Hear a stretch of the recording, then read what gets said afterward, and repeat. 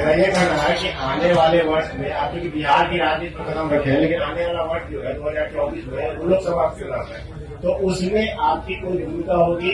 और दूसरा है कि जो भी वर्तमान में राजनीति है वो गठबंधन को लेकर के है, तो क्या ऐसा कहीं दिख रहा है आपका कि किसी के साथ आप इलाज भी कर सकते हैं बिहार की राजनीति में? पहली बात आप ये समझिए कि जब मैंने पदयात्रा शुरू की उसी दिन ये बताया है कि दल तभी बनेगा जब मैं करीब करीब पूरा बिहार पैदल चल लूंगा।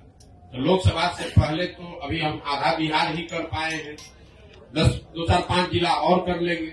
लोकसभा से पहले जन स्वराज दल बनने की संभावना तो मैं नहीं देखता हूं, लेकिन अगर लोग ये चाहते हैं कि वो चुनाव लड़े, जो लोग जन स्वराज परिवार से इस परिकल्पना सोच से जुड़ रहे हैं, और अगर वो तय करते हैं कि चुनाव लड़ा जाए तो उन जगहों पर चुनाव लड़ सकते हैं। लेकिन जो चुनाव लड़ेगा वो निर्दलीय के तौर पर लड़ेगा। जन स्वराज परिवार या हमारी सोच या हम लोग के पास जो भी व्यवस्था है उसकी मदद करेंगे, लेकिन ये निर्णय विशुद्ध तौर पर उन लोगों का है जो जन स्वराज से जुड़े हुए हैं।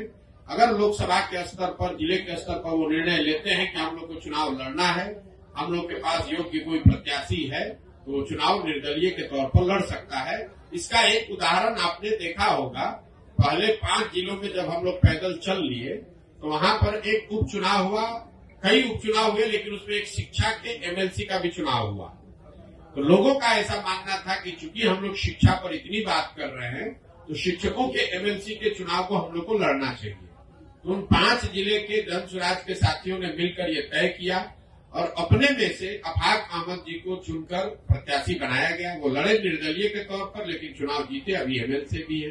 तो लोकसभा में ये संभव है कि जन स्वराज के जो साथी जिन जिलों में हम लोग पदयात्रा कर चुके या जहां पर वो संगठन बन गया है, वहां पर अगर वो तय करते हैं कि चुनाव लड़ना है, उनके पास उनकी नजर में कोई योग्य उम्मीदवार होगा तो उम्मीदवार निर्दलीय के तौर पर लड़ सकता है।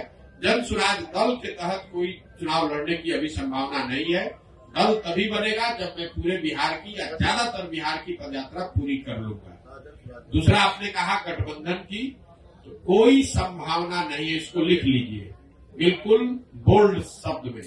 ये जन स्वराज की जो पूरी परिकल्पना है, इसमें कोई गठबंधन की संभावना किसी तरह की, किसी दल किसी व्यक्ति से है ही नहीं। ये नई व्यवस्था बनाने की बात है।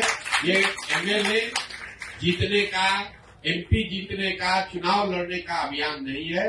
बिहार में व्यवस्था परिवर्तन के लिए इतना बड़ा संघर्ष हमने शुरू किया है।